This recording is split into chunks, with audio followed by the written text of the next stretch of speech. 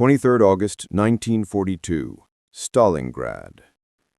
The sky turned black at 4 in the afternoon, not from storm clouds, but from the shadow of death itself. Wave after wave of Luftwaffe bombers descending on the industrial city like mechanical vultures.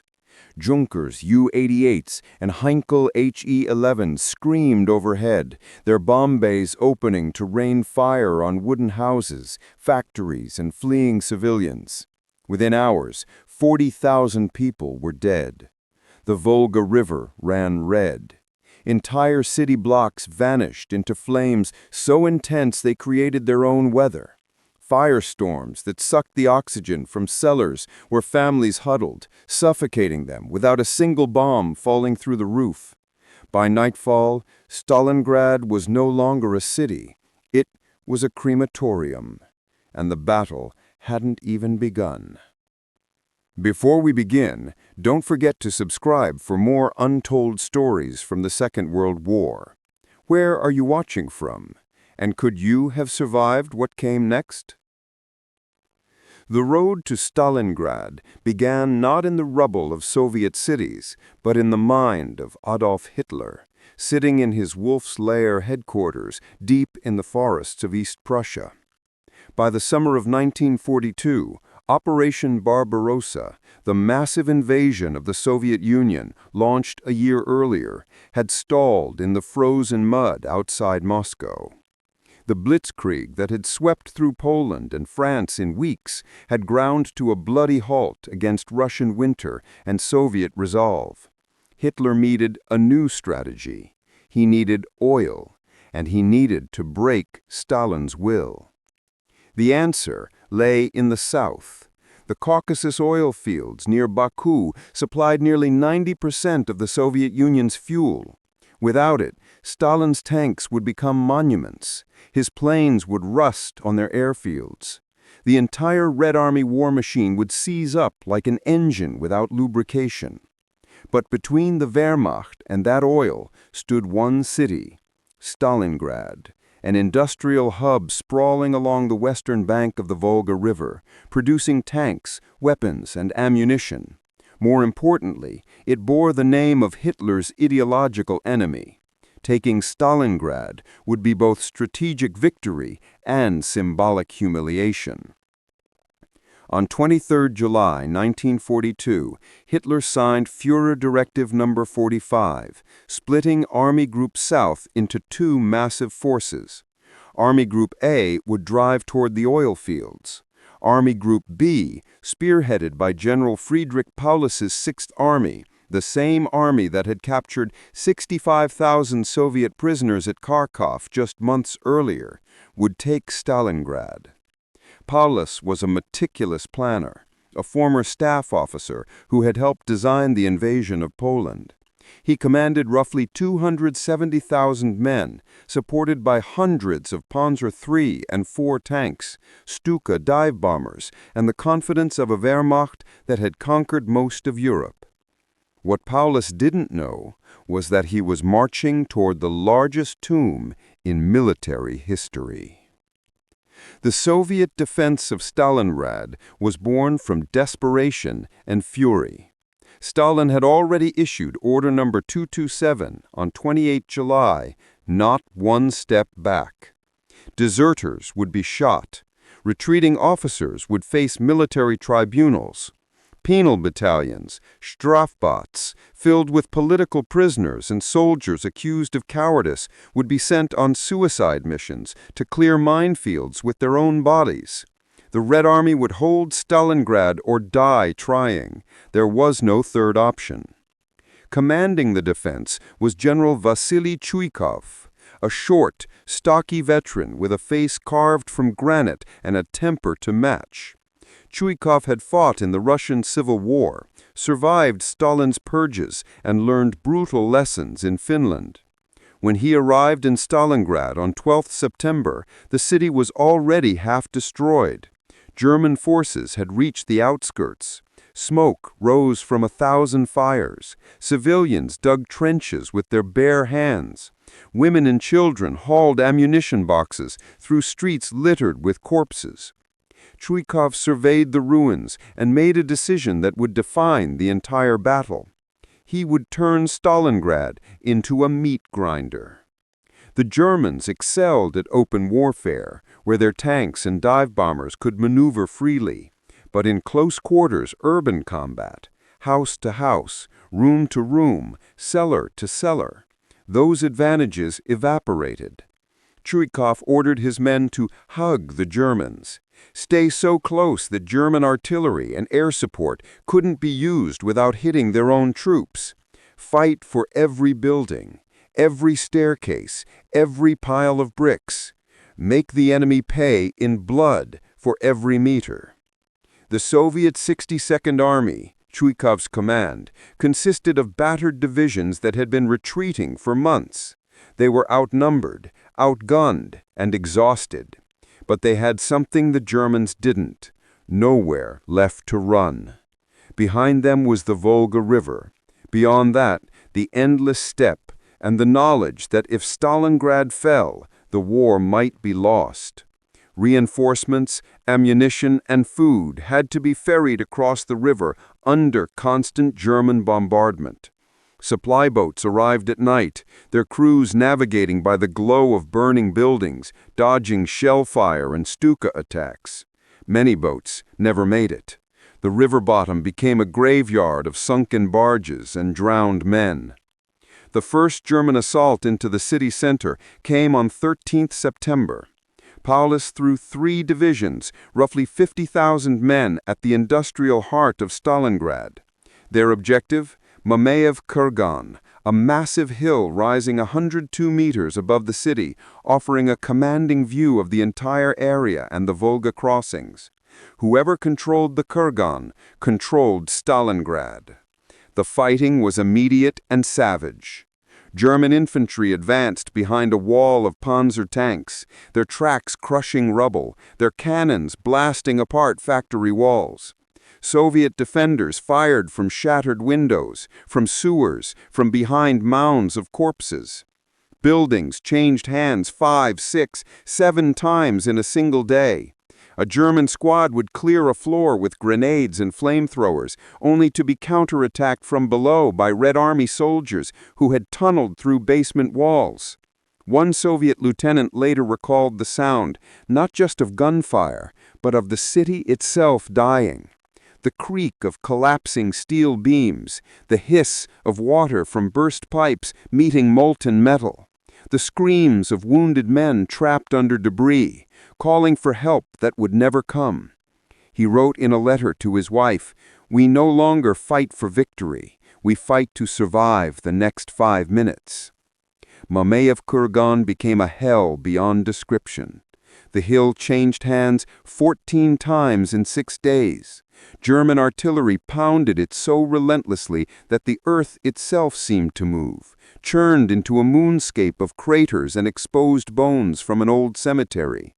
Soviet 13th Guard Division, elite troops rushed across the Volga with orders to hold the Kurgan at all costs, lost 80% of its strength in the first week. Their commander, General Alexander Radimtsev, organized counterattacks with men who had been in the city less than an hour, some still dripping from their river crossing. Close quarters combat reached a level of brutality that shocked even hardened veterans. Soldiers fought with entrenching tools when they ran out of ammunition, splitting skulls with the same shovels they'd used to dig foxholes. Germans and Soviets bayoneted each other in pitch-black cellars, unable to see, stabbing at sounds and movement. Flamethrowers turned buildings into ovens. Snipers on both sides hunted for days to kill a single high-value target: an officer, a radio operator, a machine gunner. One Soviet sniper, Vasily Zaitsev, became a legend during these weeks. A former shepherd from the Ural Mountains, Zaitsev had hunted wolves as a child. In Stalingrad, he hunted Germans. Operating from the ruins of a chemical plant near Red October factory, Zaitsev claimed 225 confirmed kills, each one carefully logged. His most famous duel was with a German sniper instructor sent specifically to kill him. A hunt that lasted days, a deadly game of patience and deception among the rubble. When it ended, Zaitsev had one more entry in his logbook. By October, Stalingrad was unrecognizable. The Luftwaffe and German artillery had reduced it to skeletal ruins, hollowed-out factories, collapsed apartment blocks, streets buried under meters of rubble. The city existed only in pieces. The grain elevator, a massive concrete fortress that Soviet defenders held for weeks against overwhelming odds. The Red October steel factory, where furnaces still glowed red while machine gun fire echoed through the workshops. Pavlov's house, a 4-story apartment building defended by a sergeant and a platoon of soldiers who turned it into an impregnable strongpoint. Pavlov's house deserves its own mention. Sergeant Yakov Pavlov and his men, Russians, Ukrainians, Georgians, a Kazakh, an Uzbek, representing the multi-ethnic Soviet state, occupied the building for 58 days. They fortified it with mines, barbed wire, and machine gun nests. They knocked holes through walls to create internal firing positions. They dug a trench to the Volga for supplies. German infantry attacked it repeatedly, supported by tanks and artillery. They never took it. Soviet propaganda later claimed that more Germans died trying to capture Pavlov's house than died taking Paris. The truth was less dramatic but still remarkable. A dozen men held a single building against an entire army corps, because every room could be defended, every stairwell could become a killing zone. The Germans called it Rattenkrieg, rat war. Soldiers on both sides lived like vermin in the ruins, scavenging for food, drinking polluted water, sleeping in shifts with weapons in hand. Disease spread rapidly. Dysentery and typhus killed soldiers that bullets had missed. Frostbite began to appear as autumn turned to winter. German supply lines stretched over 1,000 kilometers back to the Reich, growing thinner and more vulnerable by the day. Soviet partisans attacked convoys. Rail lines were sabotaged. The confident Wehrmacht of August was slowly starving. Paulus requested permission to withdraw and regroup. Hitler refused. The Führer had publicly declared that Stalingrad would fall. Retreat was unthinkable. Instead, he ordered the Sixth Army to take the city block by block if necessary. Paulus obeyed. More divisions were poured into the meat grinder. The Luftwaffe flew thousands of sorties, dropping tons of bombs on an enemy that was already living in the wreckage. Every bomb that fell created more rubble, more hiding places, more defensive positions. One German soldier wrote home in late October, "We have fought for 15 days for a single house. The front is a corridor between burnt-out rooms. From story to story, faces black with sweat, we bombard each other with grenades in the middle of explosions, clouds of dust and mortar smoke. Ask any soldier what half an hour of hand-to-hand struggle means, and imagine Stalingrad, 80 days and 80 nights of hand-to-hand struggles. Stalingrad is no longer a town. By day, it is an enormous cloud of burning, blinding smoke. When night arrives, dogs plunge into the Volga and swim desperately to gain the other bank. Animals flee this hell. The hardest stones cannot bear it for long. Only men endure."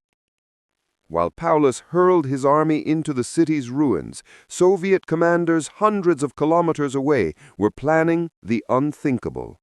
General Georgy Zhukov, Stalin's best strategist and the man who had saved Moscow the previous winter, studied maps and intelligence reports.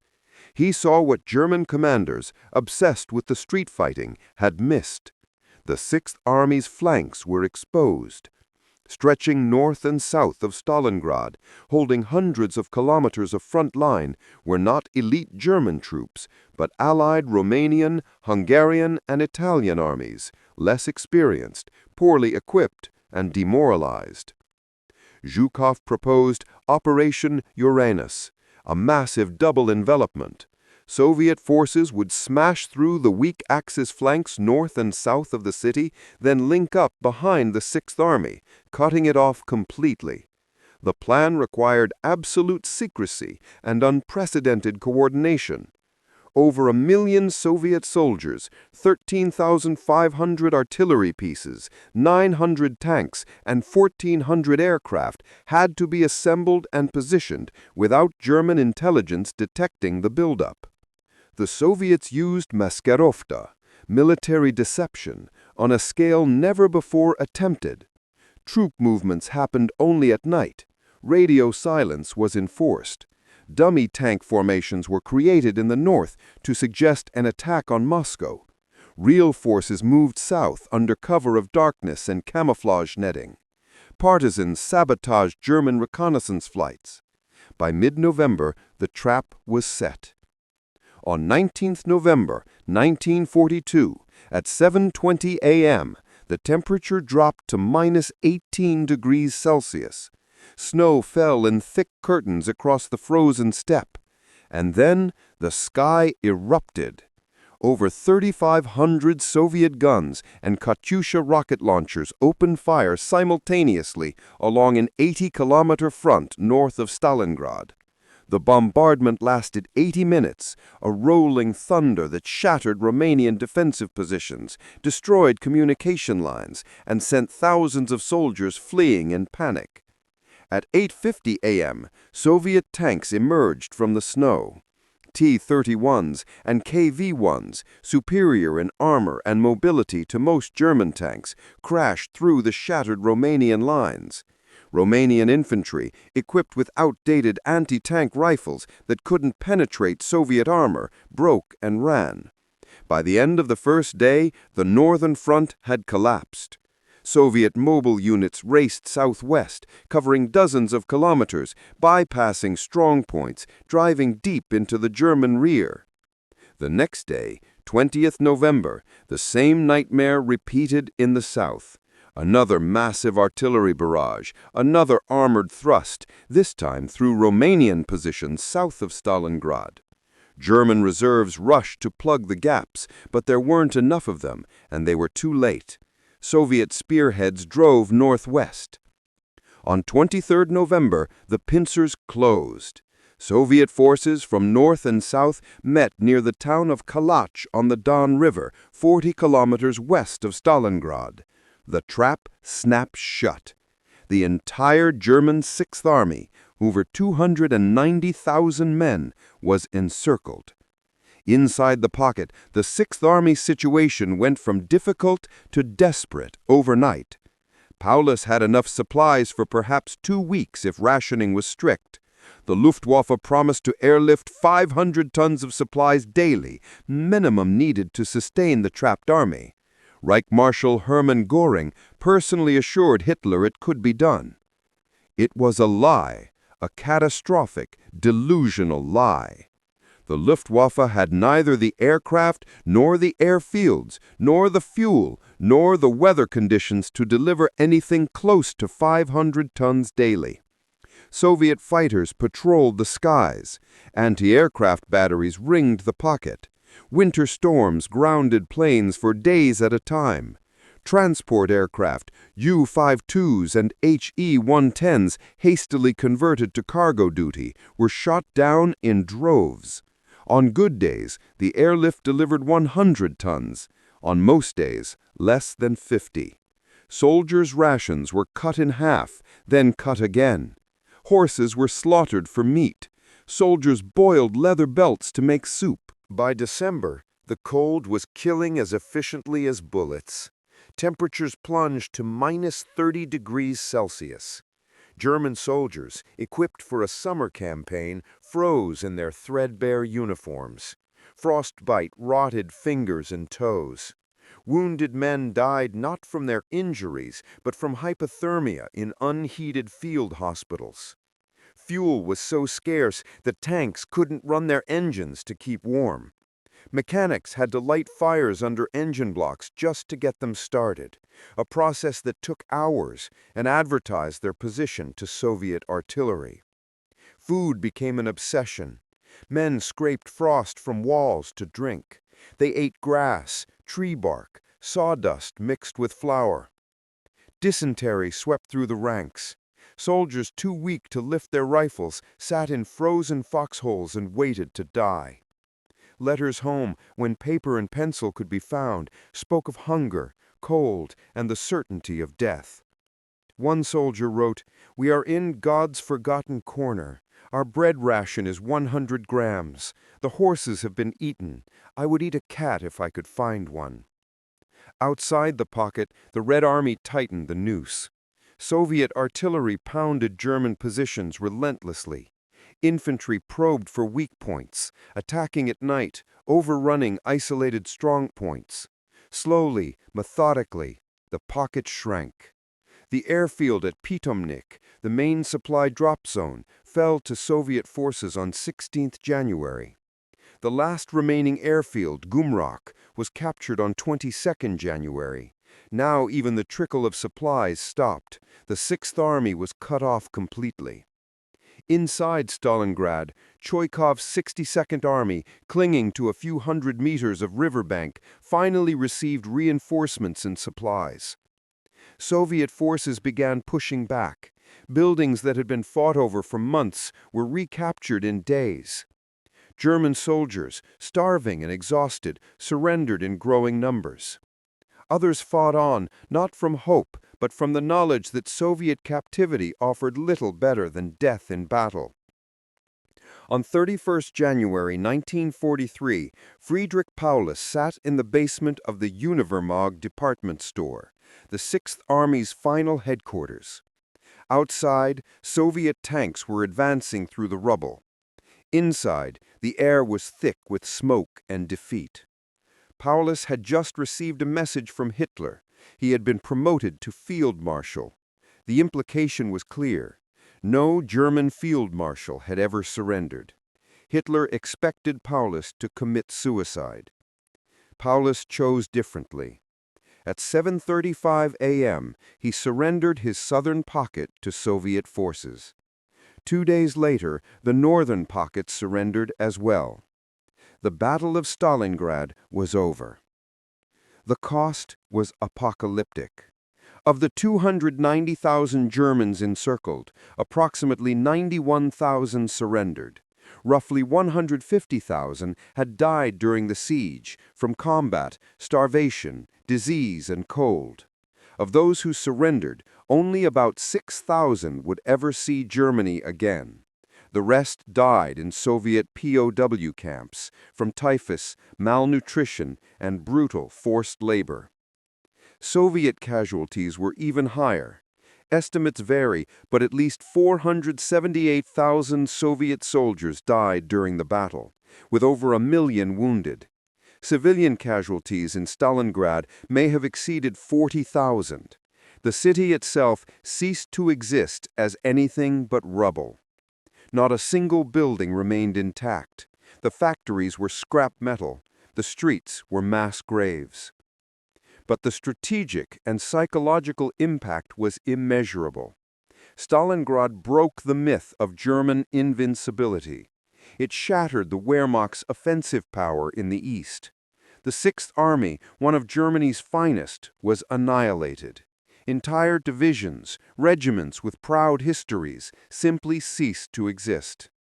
The loss of equipment was staggering. Thousands of vehicles, hundreds of tanks and artillery pieces, tens of thousands of rifles and machine guns, all gone.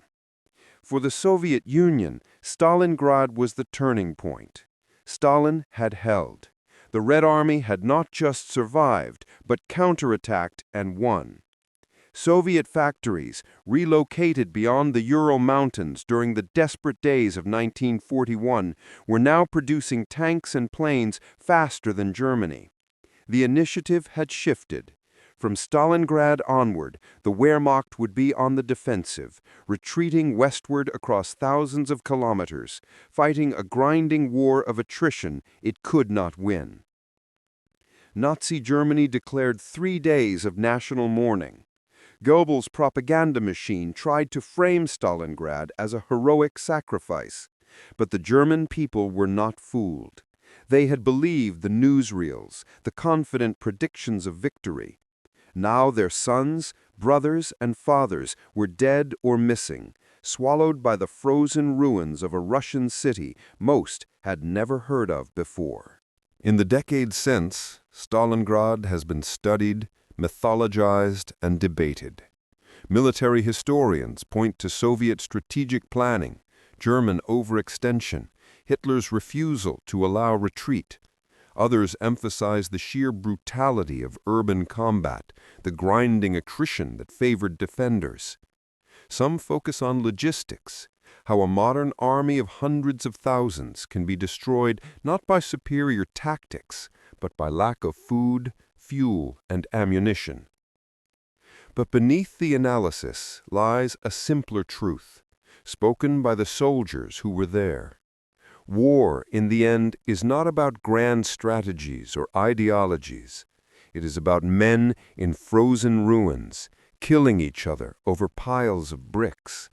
It is about hunger, exhaustion, fear, and the thin line between courage and the simple inability to retreat.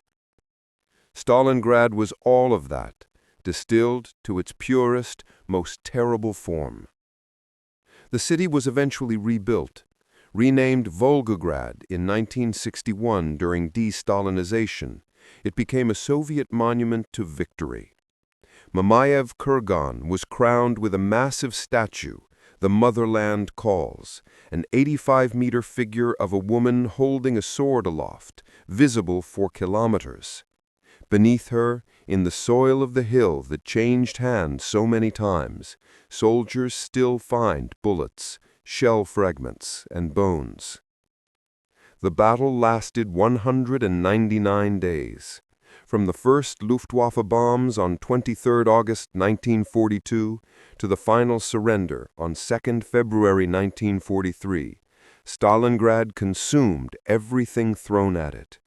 It was the largest, bloodiest, most destructive battle in human history, and it was the beginning of the end for Hitler's 1,000-year Reich. But while the frozen ruins of Stalingrad still smoldered, another front was opening, one where young Americans would face their own test of fire in the deserts of North Africa. Join us next time as we uncover the story of Kasserine Pass, where the U.S. Army learned its hardest lessons in blood and sand.